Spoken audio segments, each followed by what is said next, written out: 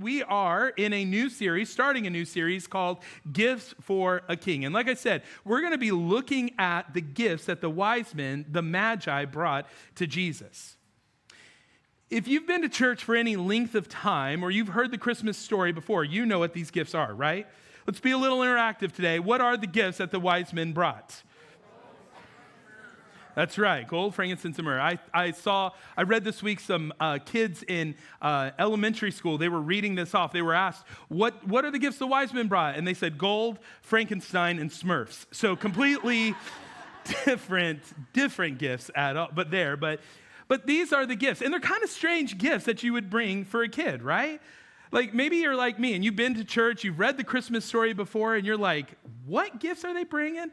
Like these are kind of strange gifts. Why would they bring these gifts? Well, I hope to answer that in this series because these gifts have deep significance on what Jesus came to do. Now, speaking of gifts, what comes to mind when you think of Christmas gifts? Maybe it's the excitement of gifts, like what's under the tree, what's the possibilities of what could be under the tree. Maybe for you, you're like me. You think of the wrapping paper and the pain in your back that you're going to have as you're hunched over trying to wrap gifts, only to have the gift look like a 2-year-old wrapped the gift because I still cannot manage to wrap gifts at all. And so that's what I think of. Or maybe you think about the surprise of opening up a gift, or maybe you're reminded of a gift that your spouse or your parents gave to you, and it was meaningful and special to you. Listen, we don't have to act super holy here today at church, okay? We like to give gifts, but let's just be honest, we also like to receive gifts, even though we know that Christmas is not all about the gifts. We still like to open up some gifts. In fact, this week I read that Americans this year will spend $1 trillion on gifts, on the Christmas season. That's including food, decor, gifts, $1 trillion. That's up from $976 billion with a B that we spent last year. It's up.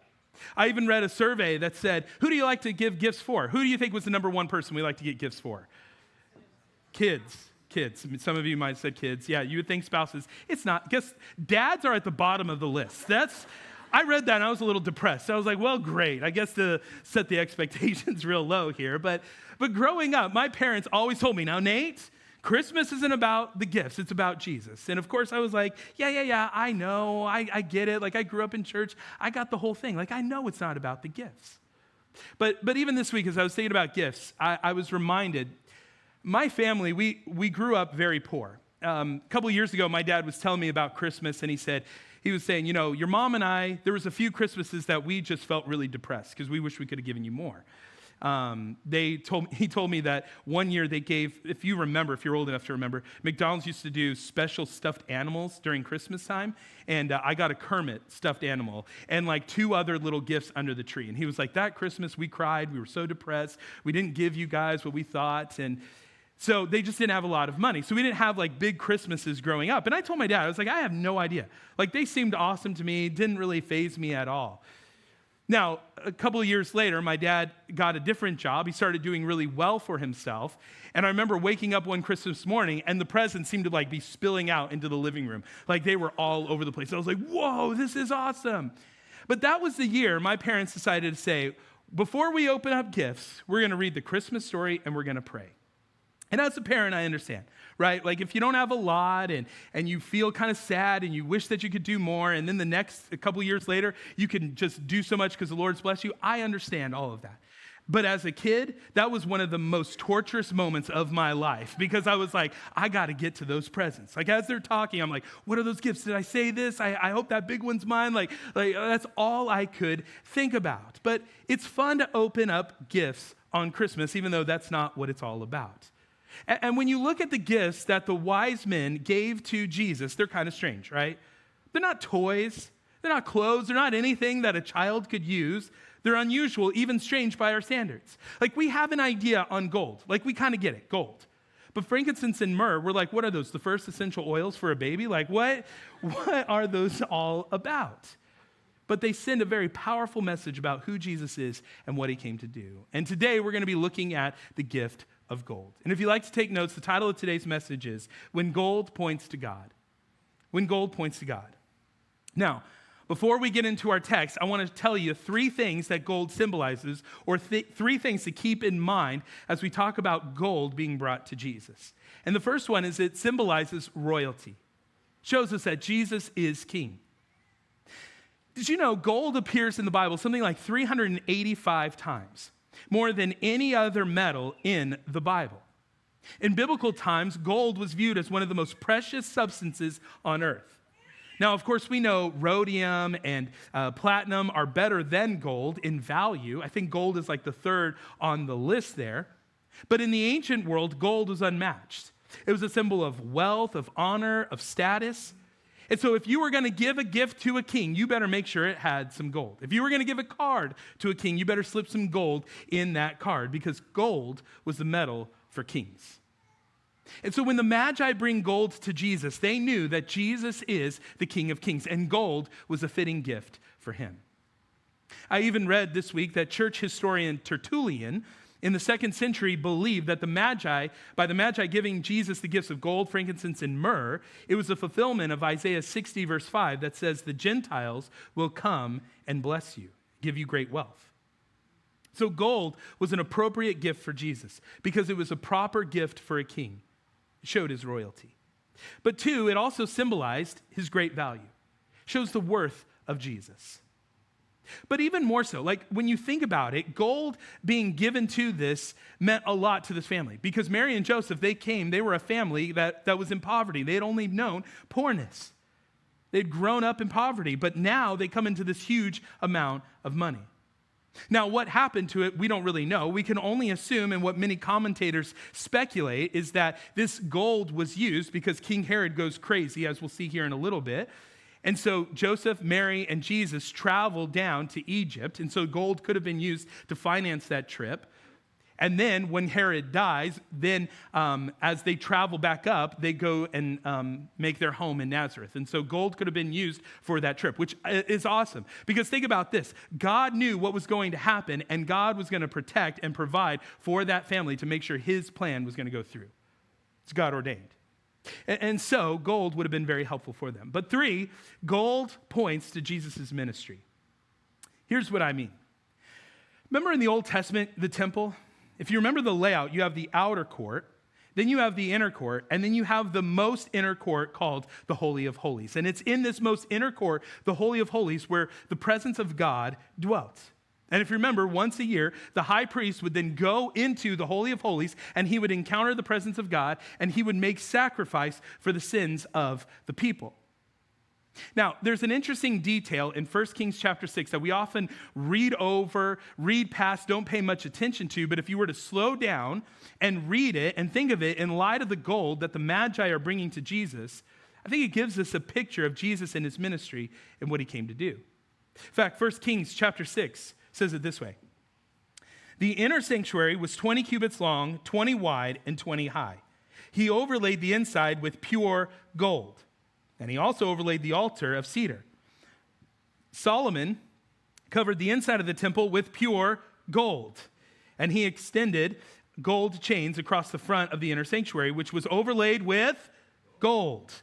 So he overlaid the whole interior with gold. He also overlaid with gold the altar that belonged to the inner sanctuary. You see a theme going on there? It's a lot of gold in there.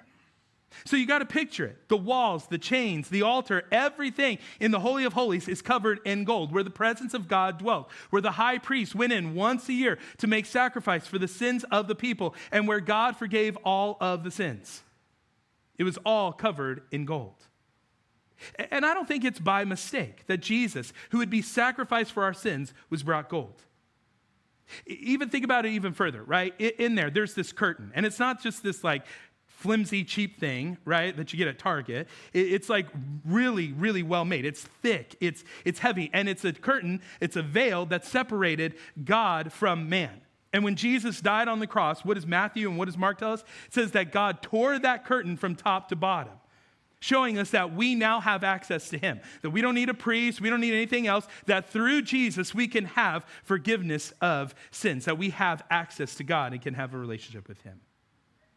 So, gold represents royalty. It shows great value, and it points to Jesus' ministry. See, gold being given to Jesus shows us that Jesus is a king like no other.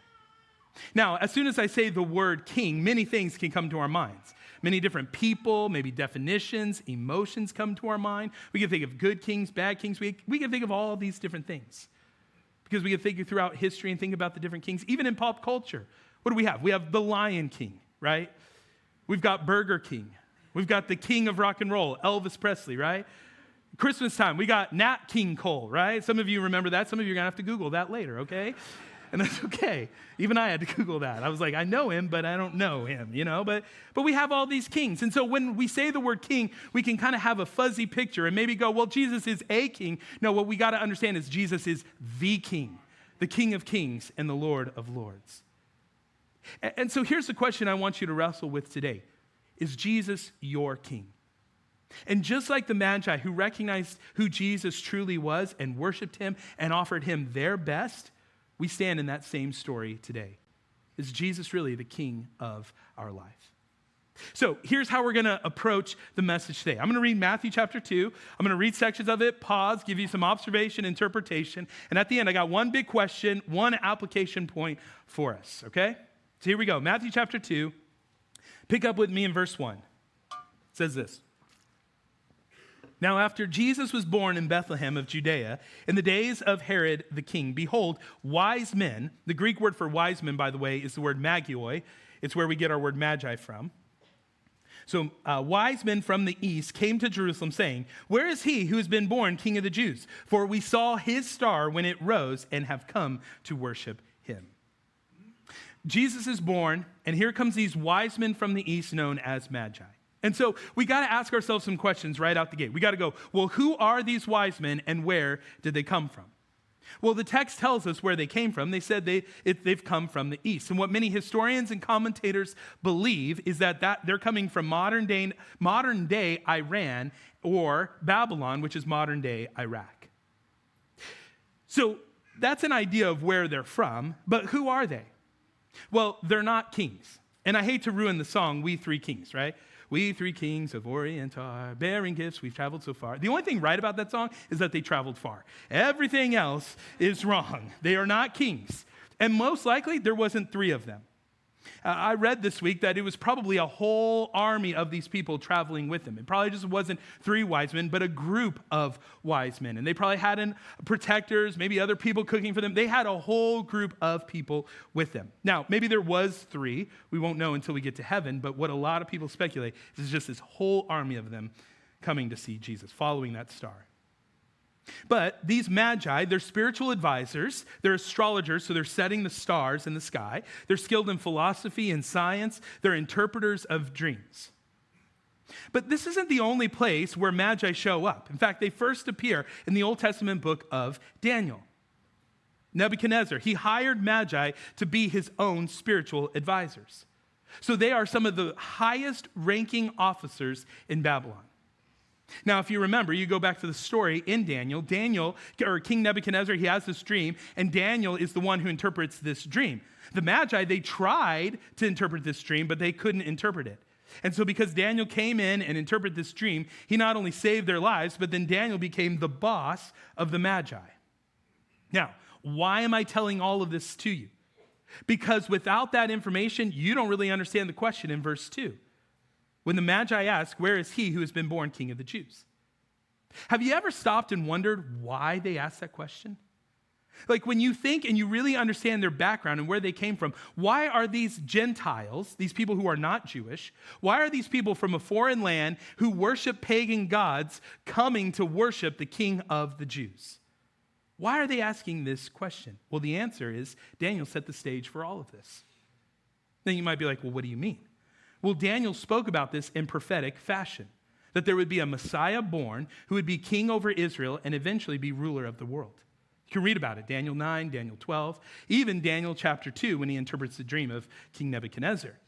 So Daniel gave all these prophecies, but you also got to remember Jewish history, right? You got to remember, right? The Jews, they were very sinful. They rebelled against God, and so God allowed the Assyrians to come and overthrow them. And then eventually Babylon overthrew the Assyrians. But then there's a third exile the Jews went through, and that's Persia. And if you remember, in the summertime when we were going through Nehemiah, we talked about the Persian king there, okay? But here we are. We're in the second exile where Babylon has taken over the Jews. And so as they have absorbed the Jewish people here, you know that these Jewish people have the scriptures with them. And so the Magi had access to all the prophetic scriptures in the Old Testament, like Numbers 24:17 that says a star will come from Jacob and a ruler from Israel. Or Isaiah 9:2 that says the people who walk in darkness will see a great light.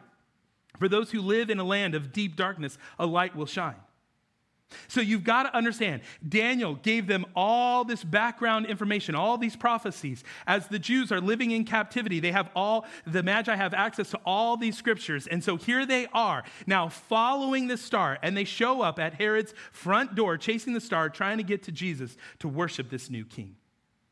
Now, that question, where's the king of the Jews, is followed by a reaction from King Herod. Verse 3.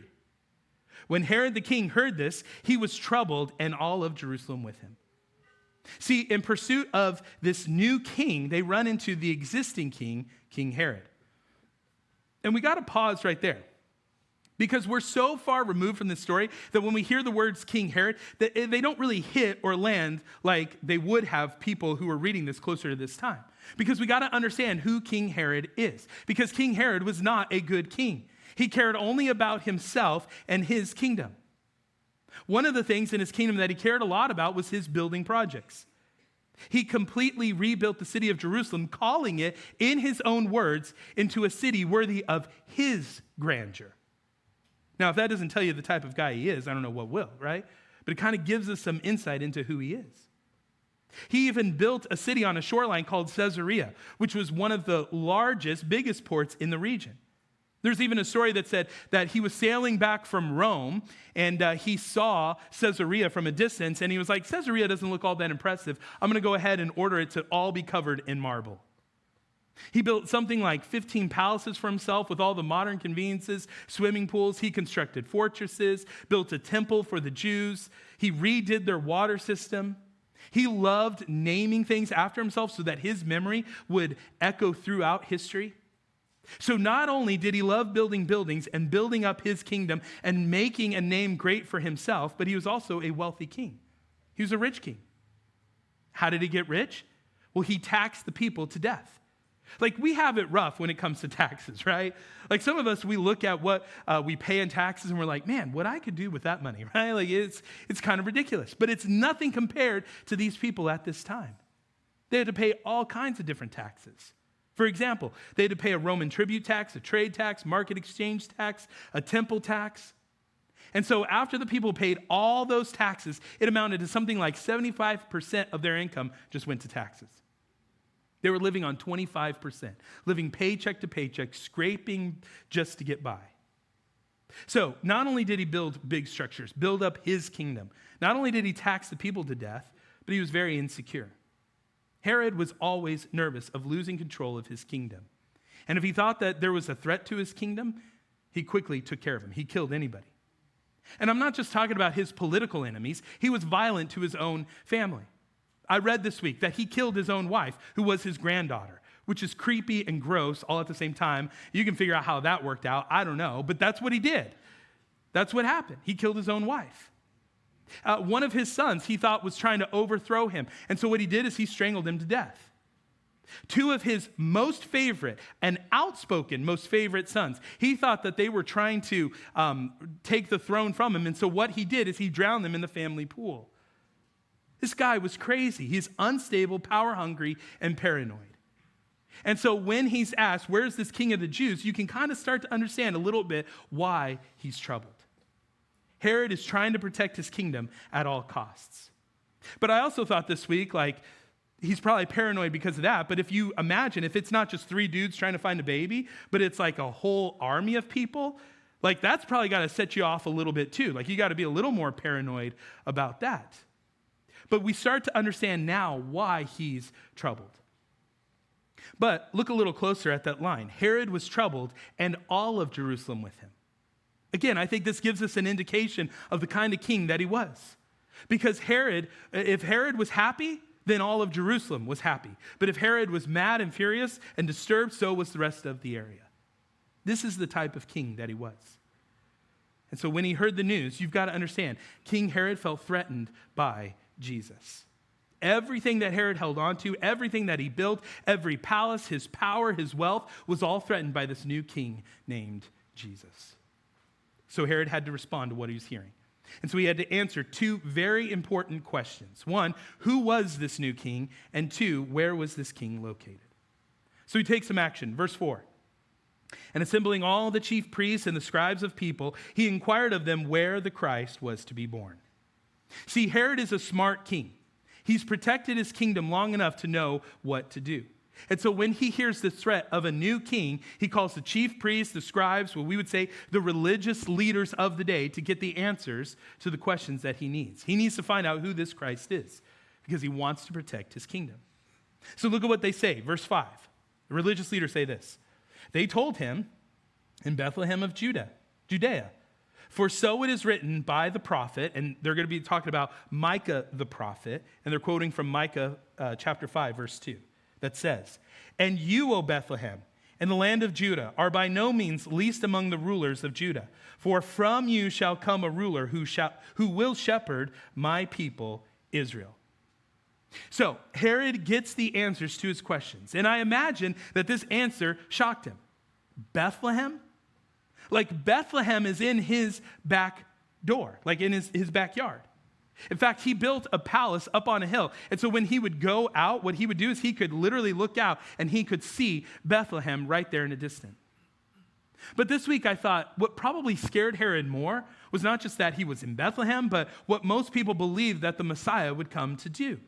Because most people in this region of Judea believed that the Messiah was coming as not someone to die on the cross for the sins of the world, but as this political, militaristic king to overthrow the Roman Empire. And so here's what that meant for Herod. If there is a new king, that means his kingdom is going away. And Jesus is going to rule and reign. Herod wasn't going to have a kingdom any longer. But fast forward, if you will.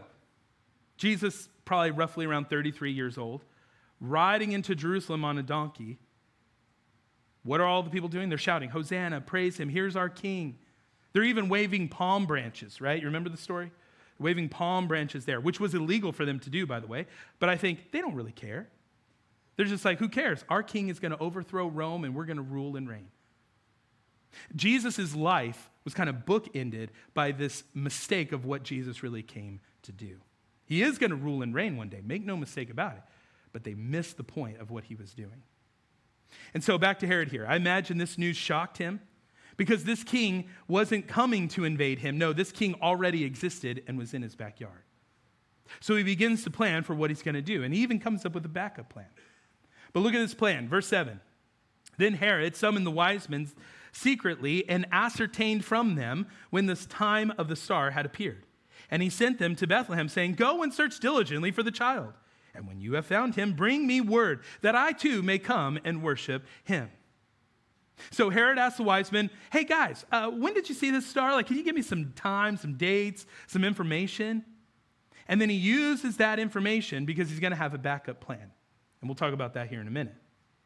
But he sends the Magi to Jesus saying, hey, go find this king, worship him, bring him your gifts. And then once you're all done, hey, come back to me so I can worship him too, which we know is a lie because Herod wanted to kill him. Verse 9. After listening to the king, they went on their way. And behold, the star that they had seen when it arose went before them until it came to rest over the place where the child was. When they saw the star, they rejoiced exceedingly with great joy. And going into the house, they saw the child with Mary, his mother, and they fell down and worshiped him.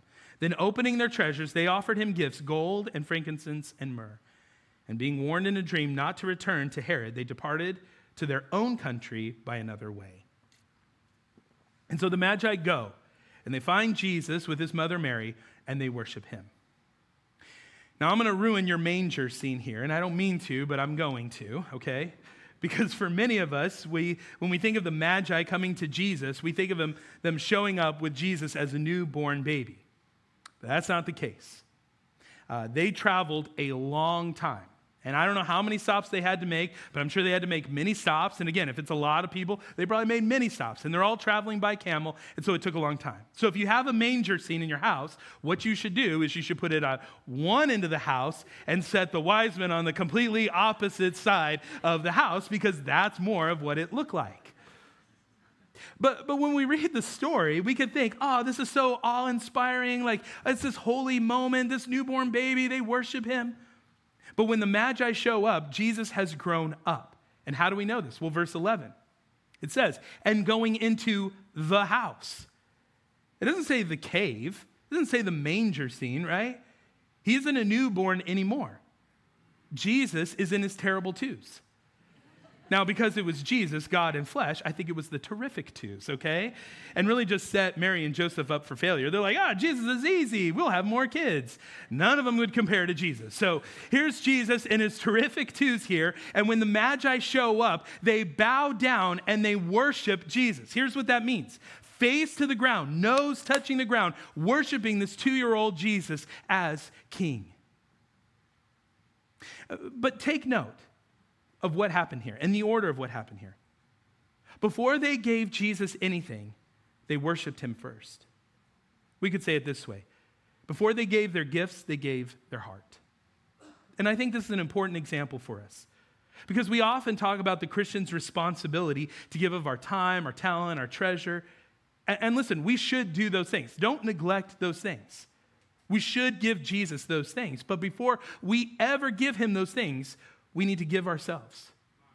We have to give him our hearts, so that all those other things, time, talent, treasure, are just simply an outflow of our worshiping heart to the Lord. So they give Jesus his gifts, gold, frankincense, and myrrh. They worship him, and they're about to head back to Herod, tell him all the information that he needs. But God comes to him in a dream, and he sends him in a different direction. Now, if this were a movie, that's where we expect to see the words, the end, the credits start to roll. Like Herod's plan was ruined, God intervenes, the Magi go in a different direction. They don't tell Herod anything that he needs to know, and they lived happily ever after. But like I said, Herod is a smart king, and he had a backup plan. Here's that backup plan, verse 16. Then Herod, when he saw that he had been tricked by the wise men, became furious. And he sent and killed all the male children in Bethlehem and in all that region who were 2 years old or under, according to the time that he had ascertained from the wise men. Remember that question in verse 7? Hey, Magi, when did you see that star appear? Like, just give me some time, some dates, and all that. Well, he took that information and realized that Jesus was this king was at least 2 years old or under. And so he used that as his backup plan. And he said, you know what? I know how I'll get rid of this king. If they're not going to tell me where he is, I'll take matters in my hands. I'll just kill every baby boy in Bethlehem, 2 years old and younger, and this king will be no more. Verse 13, we see that an angel appears to Joseph and tells him, hey, King Herod's going mad. You need to flee. And so they flee to Egypt. Again, we think they use that gold. And then King Herod dies, and eventually what Mary and Joseph and Jesus do is they stay far away from the capital, Jerusalem. They don't even go anywhere near Bethlehem, and they go to Nazareth. I like to think they used the gold to finance that whole thing, but Herod was willing to do whatever needed to be done to keep what was his. And you kind of got to ask yourself the question, like, what got Herod to this place? I mean, he's no longer a normal human being anymore. Not that he was normal before, right? Like, he was kind of a lunatic, a crazy man before, but now it's even worse. Like, it's one thing to protect your kingdom. It's a whole other level to kill all the baby boys in that area that are 2 years old and under. But here's the reality. Herod is seeing everything that he built, all the things that he holds dearly, just slipping through his fingers. And here's the problem. Herod couldn't imagine his life without his power, without his palaces, without his wealth. And if he didn't have those things, he didn't want to live at all. Because that's what he hoped in. That's what he trusted in. That's where he found his peace. And all of his achievements, his successes, his wealth, his power. Herod was all about his kingdom. So, here's the one application point. Here's the question I want you to ask yourself today in light of this story. Who do you worship as king? Who do you worship as king?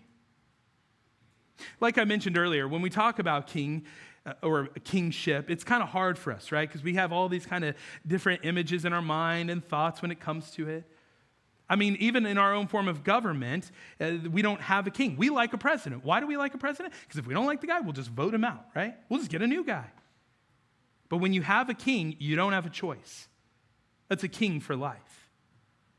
And listen, I have good news for us today. We have a good king. We serve a good king, and his name is Jesus.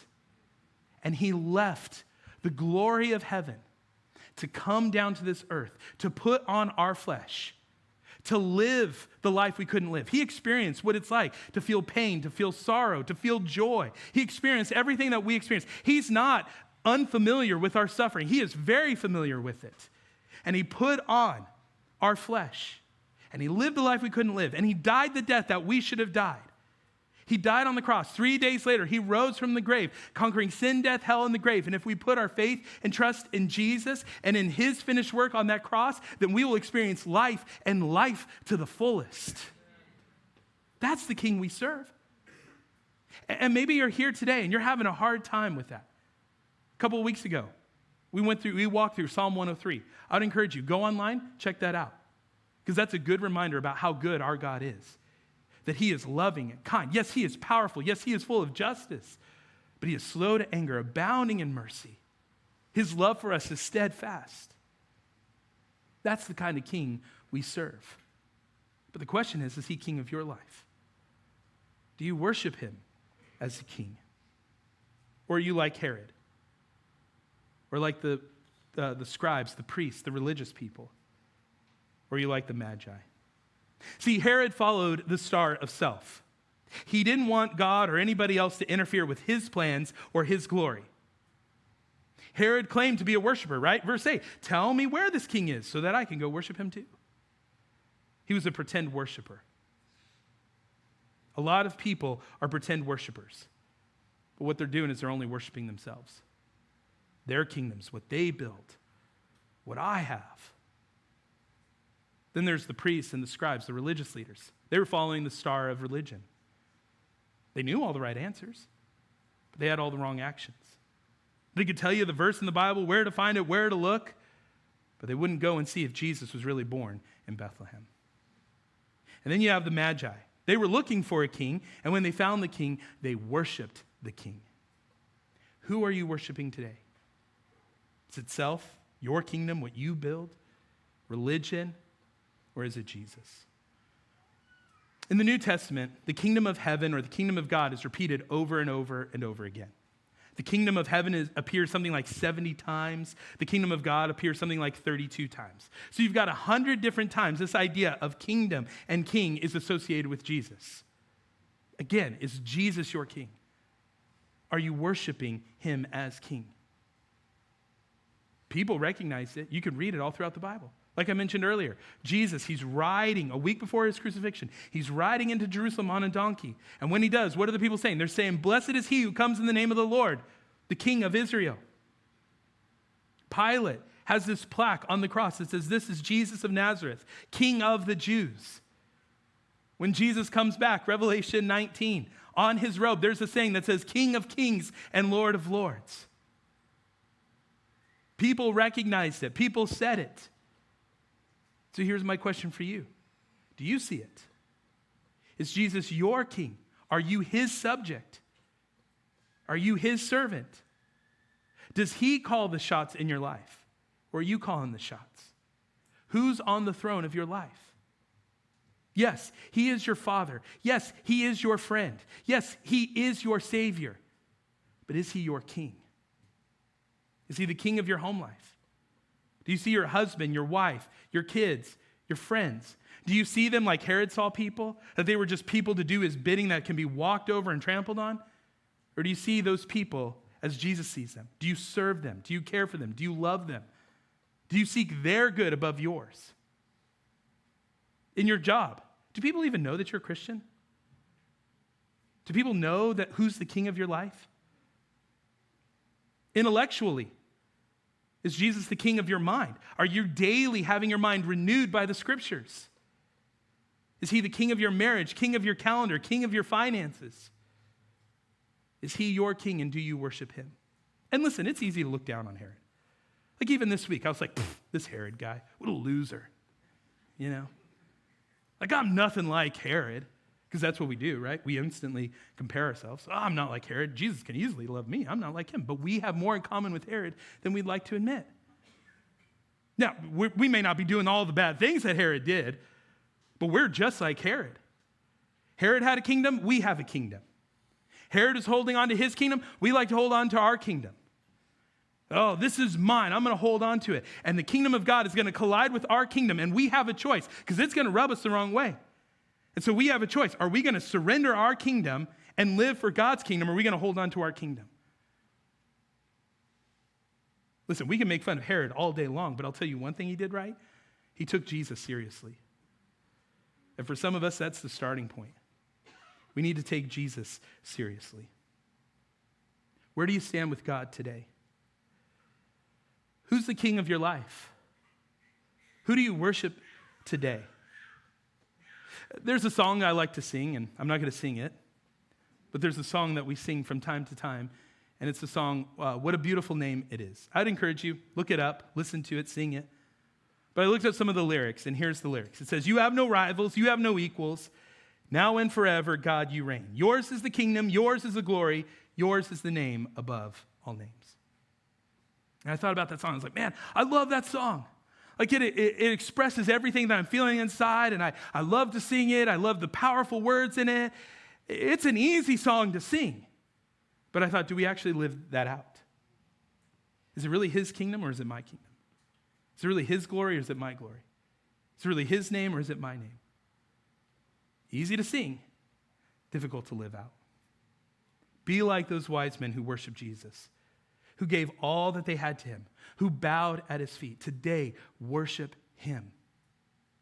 And if you don't know Jesus, the invitation for you is make him the king of your life. Experience what life and life to the fullest is.